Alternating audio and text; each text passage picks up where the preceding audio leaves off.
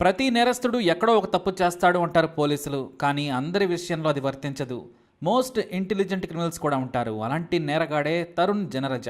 ఇతని గురించి ఐపీఎస్ అధికారి మీడియాతో అన్న మాటలు వింటే మనం షాక్ అవుతాం. Terrific lover, lovable son, most intelligent killer and manipulator అన్నారాయన. పోలీసులు నిందితుడిని పట్టుకోలేక చేతులెత్తేసిన సమయంలో ఒక యంగ్ ఐపీఎస్ ఆఫీసర్ సీన్లోకి వచ్చారు. మరో చాకు లాంటి నలుగురు యంగ్ ఎస్ఐలను సెలెక్ట్ చేసి టీంలను ఏర్పాటు చేశారు ఆయన. అక్కడి నుంచి అసలు కథ మొదలైంది. మరి ఆ మోస్ట్ ఇంటెలిజెంట్ క్రిమినల్ స్టోరీ ఏంటనేది ఇప్పుడు చూద్దాం.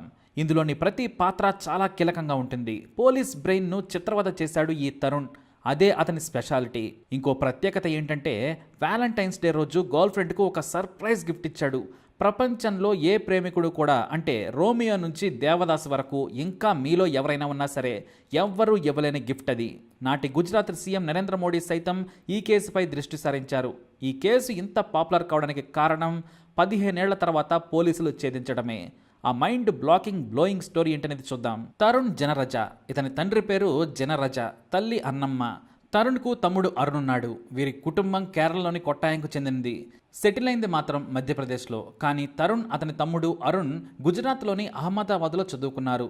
గుజరాత్లోని అహ్మదాబాద్లో ఫిజికల్ ఎడ్యుకేషన్లో పీజీ చేశాడు తరుణ్. ఆ తర్వాత అహ్మదాబాద్ అవుట్స్కట్లోని బోపల్ ఏరియాలో సెటిల్ అయ్యాడు. ఇక అతని తమ్ముడు కూడా అక్కడే అన్నతో పాటు సెటిల్ అయిపోయాడు. అహ్మదాబాద్ వాలీబాల్ టీంలో కీలకంగా ఉన్న తరుణ్ అందరిలోనూ గుర్తింపు తెచ్చుకున్నాడు. అదే టైంలో ఉమెన్ టీం కూడా వారితో కలిసి ప్రాక్టీస్ చేసేది. ఉమెన్ వాలీబాల్ టీంలో మోస్ట్ బ్యూటిఫుల్ అండ్ ఛాంపియన్ అయిన శ్వేతను ప్రేమించాడు తరుణ్. ఆమె అహ్మదాబాద్లోనే పుట్టి పెరిగిన పార్సీ అమ్మాయి. ఇద్దరూ చాలా రోజులు ప్రేమికులుగా కలిసి తిరిగారు, ఎంజాయ్ చేశారు. చివరకు తాను శ్వేతను పెళ్లి చేసుకుంటానని తన తల్లి అన్నమ్మకు చెప్పాడు తరుణ్. ఆమె ఒప్పుకోలేదు. ఆమెను చేసుకుంటే నీకు వచ్చేదేముంటుంది? మన కులం కూడా కాదు, మన రాష్ట్రం కాదు, మన సాంప్రదాయం అసలే తెలియదు, కట్నం కూడా రాదు, మనం ధనవంతులం కాదు, కట్నం వస్తే నువ్వు హాయిగా ఉంటావని చెప్పింది. తరుణ్కు తల్లంటే ప్రాణం, పిచ్చి ప్రేమ. ఆమె మాటను కలలో కూడా కాదన్నాడు. దీంతో ఇంట్లో ఒప్పుకోవడం లేదు. మనం విడిపోదాం, ఇన్నాళ్ళు ఎంజాయ్ చేశాం, ఎవరి బ్రతుకు వారు బ్రతుకుదామని చెప్పాడు తరుణ్. అందుకు శ్వేత కూడా ఒప్పుకుంది. మా ఇంట్లో కూడా ఒప్పుకోరు, అనవసరమైన రిస్క్ ఎందుకని శ్వేత కూడా చెప్పింది. ఆ తర్వాత తెలిసిన వారి ద్వారా కేరళకు చెందిన రమణి కృష్ణన్ల కూతురు సజ్నీతో పెళ్లి కుదుర్చుకున్నాడు తరుణ్. ఇతనికి గతంలో ఉన్న లవ్ అఫైర్ గురించి వారికి ఏమీ తెలియదు. పైగా వీరిది కూడా కేరళకు చెందినదే కావడంతో పాటు ఒకటే కులం. అహ్మదాబాద్లో కేరళ వాళ్ళు అసలు ఎక్కడ దొరుకుతారు? పైగా వారి ఇంటికి దగ్గరలోనే బ్యాంకులోనే ఉద్యోగం చేస్తోంది సజ్ని. తరుణ్ కంటే ఆమె శాలరీ 4 గింతలు ఎక్కువ. ఇక కట్నం కూడా 2002లోనే 10 లక్షలు ఇచ్చేందుకు ఒప్పుకున్నారు. 40 తులాల బంగారం కూతురుకు కానుకగా ఇచ్చారు. నవంబర్ 15, 2002న బంధువుల సమక్షంలో గ్రాండ్గా పెళ్లి చేసుకున్నారు తరుణ్ సజ్ని. ఇక పెళ్ళైన నెలకే తనకు మరో 5 లక్షలు అదనంగా కట్నం కావాలని తరుణ్ పేచీ పెట్టాడు. వాస్తవానికి తరుణ్ తల్లి తన కొడుకుకు 15 లక్షలు కావాలని డిమాండ్ చేసింది. కానీ సజ్ని తల్లిదండ్రులు 10 లక్షలు మాత్రమే ఇవ్వగలమని చెప్పారు. బంధువుల సమక్షంలో గొడవ జరిగిన అందరూ కూడా సజ్ని తల్లిదండ్రులదే కరెక్ట్ అని తేల్చారు. దీంతో అన్నమ్మ కోడలపై కాస్తంత అసంతృప్తిగా ఉండేది. ఇక ఈ ఇంట్లో ఇలా ఉంటే మరోవైపు తరుణ్ మాజీ గర్ల్ ఫ్రెండ్ శ్వేత పెళ్లి చివరి నిమిషంలో క్యాన్సిల్ అయిపోయింది. ఇదే విషయాన్ని ఫోన్ చేసి చెప్పి కన్నీళ్లు పెట్టుకుంది శ్వేత. ఆమె దగ్గరకు పరిగెత్తుకుని వెళ్ళి కౌగిలించుకుని ఓదార్చాడు. నువ్వు నన్ను పెళ్లి చేసుకుంటావా అని అడిగాడు తరుణ్. మరి నీ భార్య సంగతి అంటే ఆమెకు విడాకులు ఇస్తాను, వెయిట్ చేస్తావా అంటే శ్వేత సరేనంది. ఆ ఒక్క సరేనన్న మాట ఎన్నో మలుపులకు దారితీసింది. సరిగ్గా పెళ్ళైన 2 నెలలకే తన భార్య శ్వేతకు ప్రేమ సంగతి చెప్పేశాడు తరుణ్. ఆ మాటలు విని సజ్ని షాక్ అయింది. నేను ఆమెను మర్చిపోలేకపోతున్నాను, నిన్ను ప్రేమగా చూసుకోలేక బాధపడుతున్నాను, మనం సంతోషంగా విడిపోదాము అని కోరాడు తరుణ్. కానీ శ్వేత ఆ మాటలను లైట్ తీసుకుంది. నీ ప్రేమను మరిచిపో, మనం హాయిగా కలిసి ఉందాం, నిజమైన ప్రేమ అనేది కలిసి ఉంటే అదే దక్కుతుంది, నేను మిమ్మల్ని బాగా ఇష్టపడుతున్నాను, మీకు ఏ లోటు రాకుండా చూసుకుంటానని చెప్పింది సజ్ని. అంతేకాదు అతను తన ప్రేమ గురించి ఇప్పుడైనా నిజం చెప్పి నిజాయితీగా వ్యవహరించాడనుకుంది సజ్ని. దీంతో తరుణ్ డిసప్పాయింట్ అయ్యాడు. తన పాచిక పారలేదనుకున్నాడు. ఆ తర్వాత తనకు డబ్బులు అవసరం ఉన్నాయని సజ్ని అకౌంట్లోని డబ్బులన్నీ కూడా తన అకౌంట్లోకి ట్రాన్స్ఫర్ చేసుకున్నాడు. ఒక కారు కూడా కొన్నాడు. ఆ తర్వాత ఆమె బంగారాన్ని తన లాకర్లో వేసుకున్నాడు. భార్యతో గడుపుతూనే ప్రతిరోజు తన లవర్ శ్వేతతో మాట్లాడుతూనే ఉండేవాడు తరుణ్. ఇక తన తల్లికి కట్నం వచ్చేసింది, పైగా కోడలంటే ఇష్టం లేదు. కాబట్టి సజ్నీని వదిలేసి శ్వేతను పెళ్లి చేసుకున్నా అంగీకరిస్తుంది అనుకున్నాడు. ఫిబ్రవరి 14, 2003న ఉదయాన్నే 8 గంటలకు స్నానం చేసి రెడీ అయ్యింది సజ్ని. బయటకు వెళ్తున్నానని వెళ్ళి అరగంటలోనే తిరిగి వచ్చాడు తరుణ్. ఆమె అద్దం ముందు కూర్చొని పౌడర్ వేసుకుంటుంది. అప్పుడే వెనుక నుంచి వచ్చి చున్నీ మెడకు బిగించి గట్టిగా నొక్కి చనిపోయే వరకు పట్టుకొని ఉన్నాడు. ఆమె చనిపోగానే జాగ్రత్తగా పక్కనే బెడ్పై పడుకోబెట్టాడు. చున్నీ కింద ఉన్న బంగారు గొలుసు చర్మం లోనికి దిగింది. ఆమె మెడపై ఉన్న బంగారు మంగళసూత్రం, ఉంగరాలు జేబులో వేసుకున్నాడు. ఆ వెంటనే తన గర్ల్ ఫ్రెండ్ శ్వేతకు ఫోన్ చేశాడు. హ్యాపీ వ్యాలంటైన్స్ డే డార్లింగ్ అన్నాడు. ఆమె కూడా ఏంటి ఇంత సంతోషంగా ఉన్నావని ప్రశ్నించింది. నీకో సాలిడ్ గిఫ్ట్ అన్నాడు తరుణ్. ఏంటది, అంత స్పెషలా అని శ్వేత రొమాంటిక్గా హస్కీ వాయిస్లో అడిగింది. ఈ ప్రపంచంలో ఎవ్వరూ ఇవ్వలేని గిఫ్ట్ అన్నాడు. ఈ గిఫ్ట్ కాబోయే మన పెళ్లికి వెడ్డింగ్ కార్డ్ లాంటిదన్నాడు కూడా. అసలు విషయం చెప్పమన్నది శ్వేత. మనకు ఉన్న ఏకైక అడ్డంకిని తొలగించేశాను. ఇప్పుడు నా పెళ్ళాన్ డెడ్ బాడీనే నీకు పెద్ద గిఫ్ట్ అన్నాడు. ఆ తతంగమంతా పూర్తి కాగానే మనం పెళ్లి చేసుకుందామన్నాడు తరుణ్. అంతే. ఆ మాటలు విని ఒక్కసారిగా షాక్ అయింది. చంపేశావా? నేను హంతకుడిని పెళ్లి చేసుకోను. రేపు నువ్వు నన్ను కూడా చంపవని గ్యారంటీ ఏంటి అని ఫోన్ కట్ చేసింది. భయంతో సిమ్ కూడా పడేసింది. ఆ షాక్లోనే డోర్ వేసి బయటకు వెళ్ళాడు. వెళుతూ నవ్వుతూ కనిపించిన వాళ్లకు గుడ్ మార్నింగ్ అంటూ పలకరించుకుంటూ పోయాడు. భార్యను చంపిన తర్వాత స్ట్రైట్గా తన తమ్ముడు అరుణ్ ఇంటికి వెళ్ళాడు. ఈరోజు వ్యాలంటైన్స్ డే నైట్ డిన్నర్కి రావాలని అరుణ్ను అతని భార్యను ఆహ్వానించాడు. వాళ్ళు కూడా సరేనన్నారు. మళ్ళీ ఇంటికి వచ్చి చూసి నా భార్యను ఎవరో చంపేశారంటూ లోపల నుంచి పరిగెత్తుకుంటూ వచ్చి కేకలు పెట్టాడు. పక్క ఫ్లాట్ వాళ్ళు వచ్చి చూస్తుండగానే కళ్ళు తిరిగి పడిపోయాడు తరుణ్. అతడిని వెంటనే నీళ్లు చల్లి లేపి మంచినీళ్లు తాగించి ఒక చైర్లో కూర్చోబెట్టారు నైబర్స్. పోలీసులకు ఫోన్ చేయడంతో వాళ్ళు కూడా సీన్లోకి వచ్చారు. దొంగలు దాడి చేసి నా భార్యను చంపాడని లబోదిబోమన్నాడు. ఆ తర్వాత తన తమ్ముడికి ఫోన్ చేయగా అతను కూడా వచ్చాడు. అరుణ్ వెంటనే సజ్నీ తల్లిదండ్రులకు ఫోన్ చేసి దోపిడీ దొంగలు వదినను చంపారని ఏడుస్తూ చెప్పాడు. పోలీసులు అప్పటికే బాడీని హాస్పిటల్కి తరలించారు. వాళ్ళు హుటాహుటిన ఆసుపత్రికి వెళ్లి తమ కూతురును చూసి లబోదిబోమని ఏడ్చారు. పోలీసుల విచారణ మొదలుపెట్టారు. ఉదయాన్నే తరుణ్ బయటికి వెళ్లడం చూశామని చెప్పారు చాలామంది. ఆ తర్వాత అరుణ్ ఇంటి దగ్గర కూడా తరుణ్ కనిపించాడని చెప్పారు. అతను బయట నుంచి వచ్చేసరికే సజ్నీ చనిపోయి ఉందని స్థానికులు చెప్పారు. డోర్ తీయగానే తరుణ్ కేకలు పెట్టాడు. కాబట్టి ఎవరో చంపేసి వెళ్ళి ఉంటారని పక్కింటి వారంతా చెప్పారు. అయితే సజ్నీ పేరెంట్స్ మాత్రం కన్నీళ్లు పెట్టుకున్నారు. వారిని ఓదార్చడం ఎవరి తరం కావడం లేదు. మరోవైపు తరుణ్ వెక్కి ఏడుస్తూ ఉన్నాడు. అతని సూపర్ పర్ఫార్మెన్స్కి హంతకుడంటే ఎవ్వరూ నమ్మరు. హాస్పిటల్ దగ్గర ఎస్ఐ తన టీంతో మాట్లాడుతుండగా సజ్నీ అక్క రజనీ భర్త శశిధరన్ అక్కడికి చేరుకున్నాడు. ఎస్ఐ దగ్గరకు వెళ్ళి తమకు అర్థం కావడం లేదు, ఎవరో హత్య చేసి ఉంటారు సార్ అని అడిగాడు. ఎస్ఐ సూటిగా సమాధానం ఇచ్చాడు. సజ్నీ భర్తే అని చెప్పేశాడు. No doubt. పక్కింటి వారికి ఈ క్రైమ్ గురించి తెలియక చెబుతున్నారు. చుట్టూ 4 అపార్ట్మెంట్లు, వందల సంఖ్యలో ఫ్లాట్స్ ఉన్నాయి. ఏ ఒక్కరూ కూడా దొంగలను చూడలేదంటున్నారు. మేం ఆధారాల కోసం వెతుకుతున్నాం, తొందరపడకండి, మనసులో పెట్టుకోండి అంతే. అంత్యక్రియలు అయ్యాక సజ్నీ తల్లిదండ్రులను తీసుకువచ్చి తరుణ్ మీద కేసు పెట్టండి సలహా ఇచ్చాడు ఎస్ఐ. పోలీస్ ఆఫీసర్ నిజాయితీ చూసి శశిధరన్ సంతృప్తి చెందాడు. తన మరదలు ఎంత అమాయకురాలో శశిధరన్కు బాగా తెలుసు. కానీ ఆమెను సోదరిలా భావించేవాడు. ఆమె అమాయకత్వం చూసి శశిధరన్ భయపడేవాడు, ఎలా బ్రతుకుతుందో ఏంటో అని. కానీ నిజంగానే నీచుడి చేతిలో పడి చనిపోయింది అని సజ్నీ బాధపడ్డాడు. ఇక సజ్నీ అంత్యక్రియలు ముగిసిన తర్వాత ఆమె బంధువులు కేసు పెట్టకముందే పోలీసులు ఫోన్ చేసి విచారణకు రావాలని చెప్పారు. ఇక్కడే వాళ్ళు తప్పు చేశారు. తరుణ్ సరాసరి లాయర్ అయిన తన స్నేహితుడి దగ్గరికి వెళ్ళి విషయం చెప్పాడు. నేనే చంపేశాను, కానీ తప్పించుకోవాలంటే ఏం చేయాలన్నాడు. ముందు లొంగిపో, నేను హత్య చేయలేదని చెప్పు, మిగతాది కోర్టులో చూసుకుందామని సలహా ఇచ్చాడు. కానీ లాయర్లు ఎప్పుడూ గోడ మీదనే ఉంటారని తరుణ్ భావించాడు. కోర్టు దాకా వెళితే ఏం జరుగుతుందనేది తరుణ్ ఊహించేశాడు. ఇక అదే తరుణ్ గురించి ప్రపంచానికి తెలిసిన చివరి విషయం. ఎందుకంటే తరుణ్ గాయబ్. పోలీసులు తరుణ్కు ఫోన్ చేస్తే స్విచ్ ఆఫ్ వచ్చింది. వాళ్ళ ఇంట్లో వెతికినా తమ దగ్గరకు రాలేదన్నారు. ఇక లాయర్ పోలీసులకు ఫోన్ చేసి తన దగ్గరకు వచ్చాడు, లొంగిపోమ్మని చెప్పాను, ఆ తర్వాత నాకు తెలియదని ముందస్తుగా సమాచారం ఇచ్చాడు. ఎక్కడా దొరకలేదు. 10 టీములను ఏర్పాటు చేసి పోలీసులు వెతుకుతున్నా కనీసం హింట్ కూడా లేదు.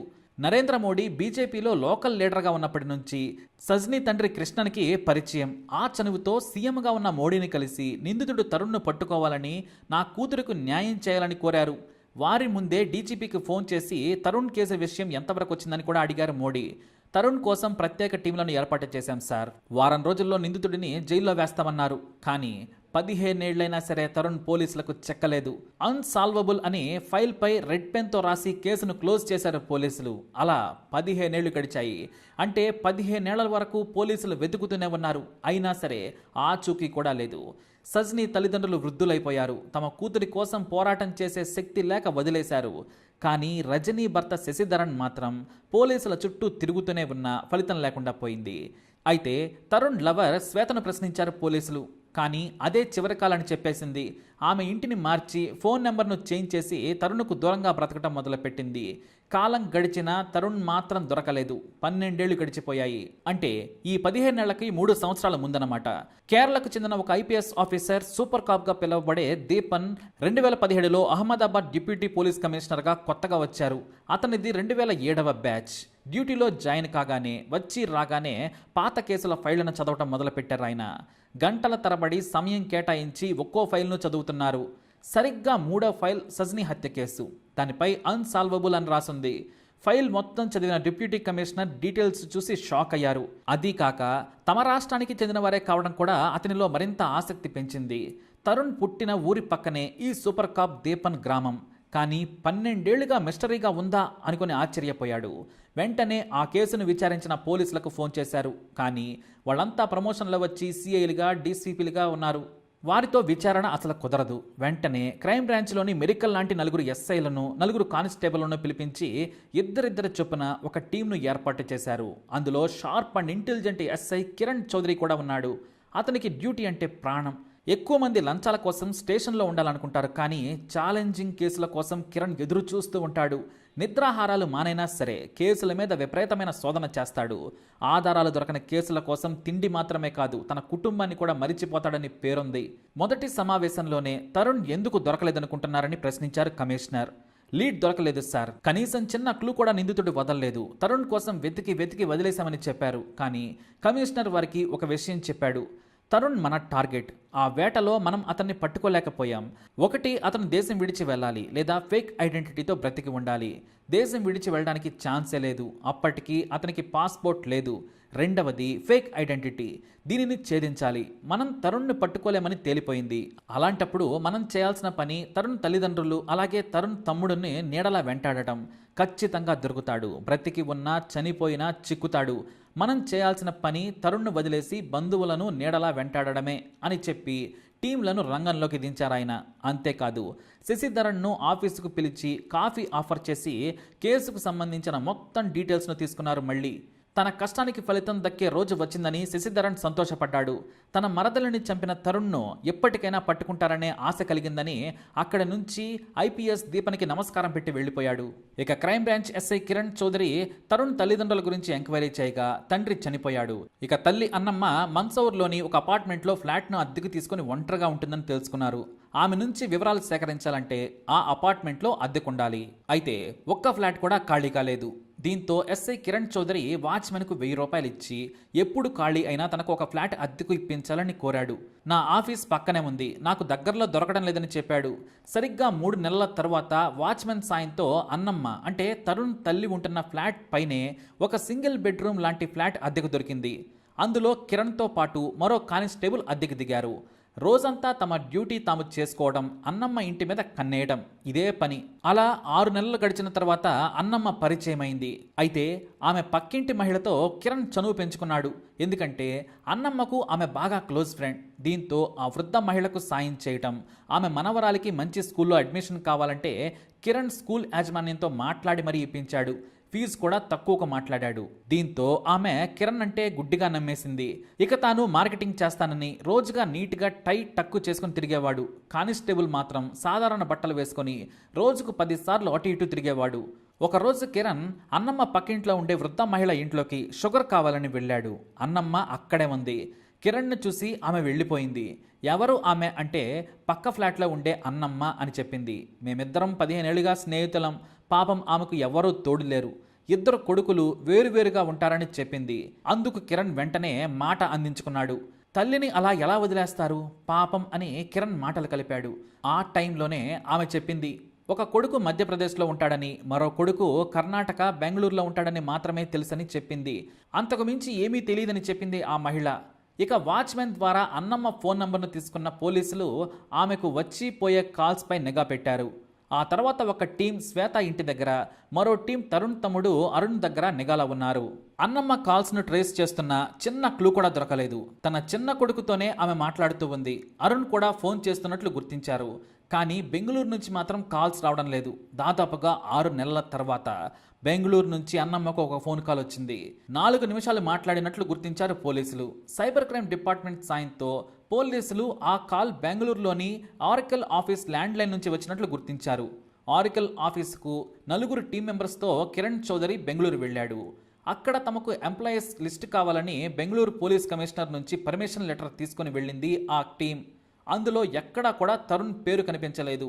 డీటెయిల్స్ ఎక్కువగా చెబితే తప్పించుకుంటాడనే ఉద్దేశంతో ఒత్త చేతులతోనే మళ్లీ రాష్ట్రానికి తిరిగి వచ్చేశారు పోలీసులు. అయితే మరికొన్ని రోజుల తర్వాత బెంగళూరులోని ఒక సెల్ నుంచి అన్నమ్మకు ఫోన్ కాల్ వచ్చింది. అది దుర్గా అనే మహిళ పేరుతో ఉంది. అసలు ఈమెకు బెంగళూరులో బంధువులు ఎవరున్నారని వాళ్ళకి డౌట్ వచ్చింది. అలా మరో 6 నెలల పాటు ఫోన్ కాల్ను ట్రేస్ చేయగా మరోసారి ఆరికల్ ఆఫీస్ నుంచి కాల్ వచ్చింది. ఆ కాల్ను ఈసారి బెంగళూరు వెళ్లి క్రైమ్ బ్రాంచ్ ఎస్ఐ కిరణ్ అతని టీం ఆ కాల్ రికార్డు విన్నారు. అందులో వచ్చిన మొదటి మాట, అమ్మా ఎలా ఉన్నావు, అంతే. ఆ మాట వినగానే కిరణ్ ఎగిరి గంతేశాడు. దొరికాడు దొంగనా కొడుకు అనుకుంటూ ఆరికల్ ఆఫీస్లో సదరు ల్యాండ్ లైన్ నుంచి కాల్ చేసే వ్యక్తుల లిస్టును ఆఫీస్ హెచ్ఆర్ డిపార్ట్మెంట్ నుంచి సీక్రెట్గా తీసుకున్నారు పోలీసులు. ఎట్టి పరిస్థితులలోనూ ఎవరికీ కూడా పోలీసులు వచ్చిన విషయం చెప్పొద్దు అని చెప్పేశారు. చెబితే నేరస్తులకు సాయం చేసినందుకు మీరు కూడా జైలుకి వెళ్తారని హెచ్ఆర్ డిపార్ట్మెంట్లోని వారికి చెప్పారు పోలీసులు. ఇక కిరణ్ టీం బెంగళూరులోనే మకాం వేసింది. శశిధరన్కు ఫోన్ చేసి పాత ఫోటోలను తన మొబైల్కు పంపాలని రిక్వెస్ట్ చేశాడు. అప్పటికే చాలాసార్లు పోలీసులకు ఇచ్చిన ఆల్బంలోని సజ్నీ తరుణ్ పెళ్లి ఫోటోలున్నాయి. వాటిని తెప్పించుకొని తీక్షణంగా పరీక్షించారు Kiran and team. Office land లైన్లో 2 రోజులు కూర్చొని తన టీంతో సహా అందరూ నీట్గా డ్రెస్సులు వేసుకొని లాన్లో కూర్చొని గేటు బయట తరుణ్ని పోలి ఉండే ఒక వ్యక్తిని ఫోటోలు తీశారు. అతని ఫోటో సాయంతో ఆరికల్ హెచ్ఆర్ డిపార్ట్మెంట్లో పేరు కనుక్కున్నారు. కానీ అతని పేరు తరుణ్ కాదు, ప్రవీణ్ బట్లే. రూపురేఖలు 50% మాత్రమే పోలాయి. జుట్టు ఊడిపోయింది. ఫ్రెంచ్ గడ్డంతో అద్దాలు పెట్టుకుని ఉన్నాడు. ప్రవీణ్ బట్లే ఒక సీనియర్ సాఫ్ట్వేర్ ఇంజనీర్. అతను మోస్ట్ టాలెంటెడ్. నెలకు 2.5 లక్షల జీతమని తెలియజేశారు. అతని భార్య పేరు నిషా. ఆమె కూడా సాఫ్ట్వేర్ ఇంజనీర్. ప్రేమించి కొలిగ్నే పెళ్లి చేసుకున్నాడని తెలుసుకున్నారు. అయితే ఈ ప్రవీణ్ బట్లే ఎవరని పోలీసులు వేట మొదలుపెట్టారు. ఆధారాలు దొరకకుండా ముందే పట్టుకుంటే కోర్టులో కేసు స్ట్రాంగ్గా ఉండదని సాక్ష్యం కోసం వేట మొదలుపెట్టారు. ఆరికల్ ఆఫీస్ నుంచి ప్రవీణ్ బట్లే సర్టిఫికెట్లను ప్రింట్ తీసుకున్నారు. చదివింది మొత్తం మధ్యప్రదేశ్లో. వాటిని తీసుకొని ఒక టీం మధ్యప్రదేశ్లో భోపాల్ వెళ్లి సర్టిఫికెట్ల సాయంతో ఎంక్వైరీ చేయగా ప్రవీణ్ బట్లే అనే యువకుడు పోలీసులకు చిక్కాడు. ఒక చిన్న ప్రైవేట్ స్కూల్లో పీఈటీగా పనిచేస్తున్నాడు అతను. నీ సర్టిఫికెట్లు చూపించు అని అడగడంతో ఆ సర్టిఫికెట్లు చూపించి ఇవి ఎవరివన్నీ అతన్ని అడగడంతో ప్రవీణ్ వాటిని చూపి తనవే అన్నాడు. మీకెలా దొరికాయని పోలీసులను అడిగాడు. మాకు కాదు, మీ సర్టిఫికెట్లు ఒరిజినల్స్ తీసుకురావాలని పోలీసులు కోరారు. నా దగ్గర లేవు సార్, నాకు ప్రభుత్వ ఉద్యోగం ఇప్పిస్తానని తరుణ్ అనే వ్యక్తి మొత్తం తీసుకెళ్లాడు. కనీసం నా దగ్గర టీసీ కూడా లేదని చెప్పాడు. అవి లేకపోవడంతో నేను ప్రభుత్వ ఉద్యోగం కూడా వదులుకున్నానని కన్నీళ్లు పెట్టుకున్నాడు. మరి కోర్టుకు వెళ్లి డూప్లికేట్స్ ఎందుకు తీసుకోలేదని ప్రశ్నించగా అప్పటికే ఉద్యోగం జారిపోయింది. కోర్టుల చుట్టూ తిరిగేంత డబ్బు ఓపిక నా దగ్గర లేదన్నాడు ఒరిజినల్ ప్రవీణ్. ఇక 2 నెలల తర్వాత ఫోన్ చేయి, నీకు నీ సర్టిఫికెట్లు ఇస్తామని పోలీసులు గుడ్ న్యూస్ చెప్పి అతని వీడియో రికార్డ్ చేసి ఆధారాలు సేకరించారు. మొత్తానికి ఈ తరుణే ప్రవీణ్ బాట్లే అని తేలిపోయింది. దీంతో ఐపీఎస్ దీపన్ సజ్నీ బావ శశిధరన్కు ఫోన్ చేసి తరుణ్ను గుర్తుపట్టడానికి ఏదైనా ఐడెంటిటీ కోసం మార్కులు చెప్పాలని కోరారు. అయితే అతనికి తెలిసిన ఒక విషయం ఉంది. ఎంగేజ్మెంట్ సమయంలో ఉంగరాలు మార్చుకునేటప్పుడు కుడి చేయి రింగ్ ఫింగర్ విరిగి ఉన్నట్లు ఆ సమయంలో మాట్లాడుకున్నారు. వేలి మీద గాయం మచ్చ ఉంటుంది. వాలీబాల్ ఆడుతున్న సమయంలో గాయమైందని మాకు చెప్పాడు. అంతేకాదు వేలు కాస్త వంగి మెలితిరిగినట్లుగా ఉంటుందని చెప్పాడు. దీంతో వెంటనే ఐపీఎస్ ఆఫీసర్ దీపన్ బెంగళూరు ఆరికల్ ఆఫీస్లో ఉన్న కిరణ్కు ఫోన్ చేసి ఐడెంటిఫికేషన్ మార్కు గురించి చెప్పాడు. తన కానిస్టేబుల్స్ను బయట ఉంచిన కిరణ్ ఆరికల్ హాల్లోకి వెళ్లి ప్రవీణ్ బట్లే కావాలని కోరాడు. తాను ఒక సాఫ్ట్వేర్ ఇంజనీర్ని, టీసీఎస్ నుంచి వచ్చానని చెప్పండని చెప్పాడు కిరణ్. రిసెప్షన్ నుంచి ప్రవీణ్కు ఫోన్ వెళ్ళింది. 10 నిమిషాల తర్వాత ప్రవీణ్ మెట్లు దిగుతూ వచ్చాడు. ఎందుకైనా మంచిదని సోఫాలో కాకుండా రిసెప్షనిస్ట్ దగ్గర వెనుక వైపు నిలబడ్డాడు కిరణ్. లిఫ్టులో నుంచి దిగగానే వెనుక నుంచి హలో తరుణ్, ఐఎమ్ కిరణ్ అన్నాడు. వెంటనే తన పాత పేరును పిలిచిందెవరా అనే భయంతో ఒక్కసారిగా వెనక్కి తిరిగి చూశాడు. మెరుపు వేగంతో షేక్ హ్యాండ్ ఇచ్చాడు కిరణ్. తన కుడి చేయిని చేతిలోకి తీసుకొని వేలుని చూశాడు. గాయం ఉంది, వేలు మెలితిరిగి ఉంది. ఒక్కసారిగా షాక్లో ఉన్న తరుణ్ పోలీస్ ఇన్స్పెక్టర్నే చూస్తూ ఉన్నాడు. I'm Kiran from Ahmedabad crime branch. It's over Tarun, let's go అని బెల్ట్ లోపలికి చేయి పెట్టి వెనుక వైపు పట్టుకున్నాడు కిరణ్. చుట్టూ ఉన్న వారికి విషయమేమీ అర్థం కాలేదు. తరుణ్ మాత్రం కామ్గా ఉన్నాడు. బెల్ట్ దగ్గర పట్టుకుని లాక్కుని రాగానే గేటు దగ్గర ఉన్న పోలీసులు చేతులకు బేడీలు వేశారు. జేబులో ఉన్న పర్స్, ఐడి కార్డ్ మొత్తం లాక్కున్నారు. ఇక కిరణ్ బయటకు వచ్చి సంతోషంతో తన ఉన్నతాధికారి ఐపీఎస్ ఆఫీసర్ దీపన్కు ఫోన్ చేశాడు. Operation success sir, we got Tarun, he's with us అన్నాడంతే. వెల్ డన్ బాయ్స్, సేఫ్గా రమ్మని చెప్పాడు అతని ఆఫీసర్. ఇక అలాగే తరుణ్ భార్యకు సమాచారం ఇవ్వండి, ఆమె భయపడి పోలీసులకు ఫిర్యాదు చేయొచ్చని చెప్పారు ఐపీఎస్.